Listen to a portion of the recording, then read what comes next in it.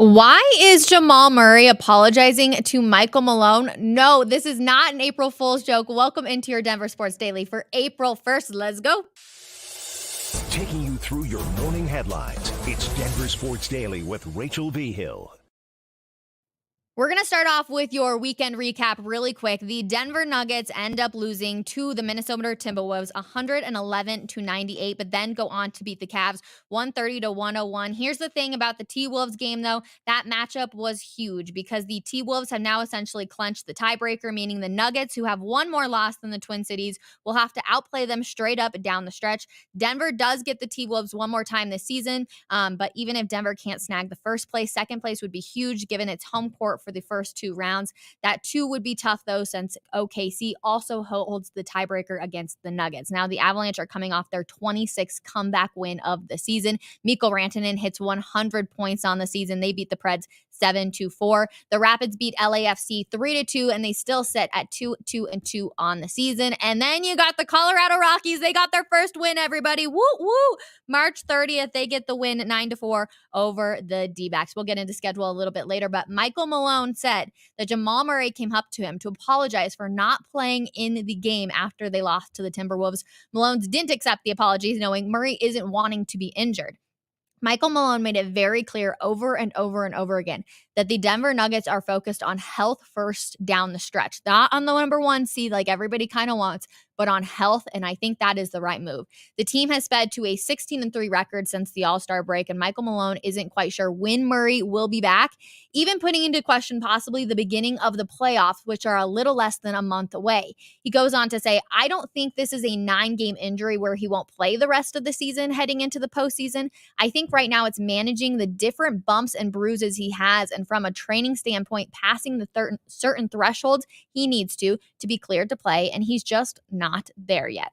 A fun story coming out from the Nuggets as well. A teen from Northeast Colorado had its wish come true on Sunday when he met the Denver Nuggets and watched them play in person. 14-year-old Jung Gun has cystic fibrosis, which is a respiratory disorder. Make-A-Wish Colorado connected him with his favorite team so he could spend the day with him and friends and family as well. So on Sunday, he got picked up by a limo, took him to Ball Arena where he watched the Nuggets take on the Cleveland Cavaliers, and him and his family and friends joined him in a suite for the game. He also got to meet his favorite players, and this is really cool, he got to break the team out of a team huddle. So really exciting, obviously. We wish him best of luck with this battle that he's obviously going to be dealing with, but it's so cool that Make-A-Wish was able to make this wish come true involving the Denver Nuggets. Now, the Colorado Avalanche, they are officially clinched into the playoffs, and if the playoffs were to start today, this is what it would look like.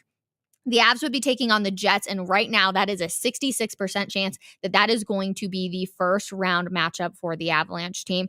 The Jets are kind of on a really slow pace. Like the Avs after the All-Star break, they sped things up a lot, and the Jets have kind of had the exact opposite effect where they've been on a few losing streaks, etc. So this would be an interesting one to see them match up against Winnipeg. Oh, CU. Unfortunately, the CU women exited the tournament at the Sweet 16 for the second year in a row, falling to Iowa and Caitlin Clark. She had a 29-point game. It was a hard-fought battle in a way, but it just never felt like it was going the Buffs' way. The NCAA Women's Tournament will see a rematch of the 2023 title game in the Elite Eight with Iowa and LSU, who will face off tonight. So make sure you tune in for that. It's going to be a great game. They drew crazy numbers last year. LSU easily defeated Iowa 102-85 in the 2023 title game. So I know it's going to be a good game. I know Caitlin Clark is going to have blood in her eyes and say, we got to go out there and get this one. I cannot go out the same way I did last year. Now, if you, of course, are looking for the men's side of the bracket, well, you might be like, all right, who can I root for now if my bracket is completely busted? Here we go.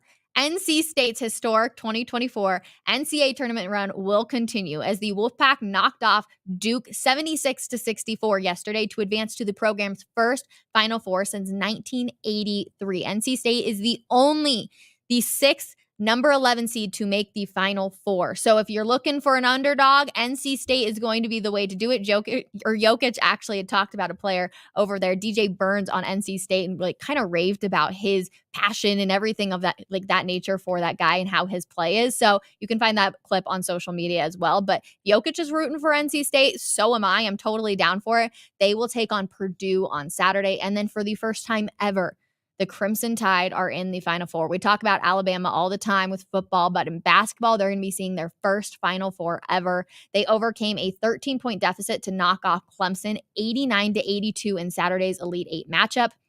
Three-point shooting was the key to the game.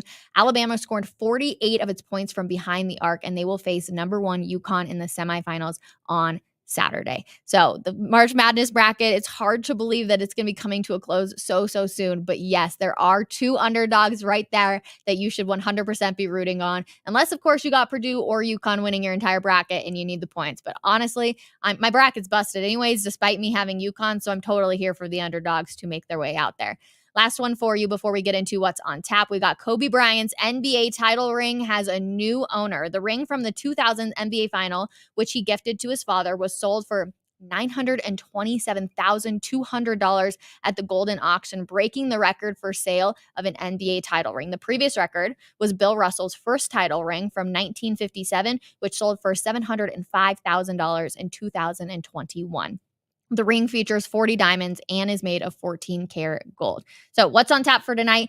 Avalanche will be taking on the Blue Jackets. The Blue Jackets aren't an incredibly gifted team, 24, 38, and 12, but hey, you never know what can happen. That's why you definitely got to pay attention. Will the Avs kind of take their foot off the gas now that they've clinched the playoffs? I hope not. I hope that they can obviously keep health as the number 1 priority, much like the Nuggets will, but of course still stay on that hot streak and be able to go up and continue those win streaks. So hopefully they're able to get back on track this time around.